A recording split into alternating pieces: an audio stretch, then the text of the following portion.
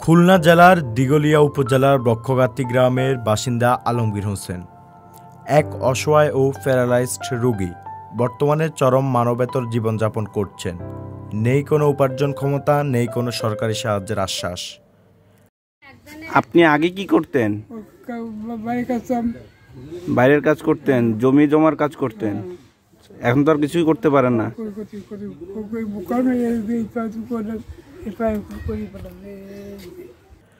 আলমগীর হোসেনের দুই সন্তান রয়েছে। তার এক ছেলের এক হাত না থাকলেও সে রিক্সা চালিয়ে পরিবারের জন্য সামান্য রোজগারের চেষ্টা চালিয়ে যাচ্ছে। প্রতিদিনের জীবন চলছে এক অসম যুদ্ধ। ভাঙা ঘর, অনিশ্চিত খাবার আর ওষুধের অভাবে জীবন যেন এক অন্তহীন কষ্টের নাম। এ যেন প্রতিটি প্রহরে মৃত্যুর অপেক্ষা তাদের কাছে। জীবনের থেকে মৃত্যু যেন অনেক সুখময়।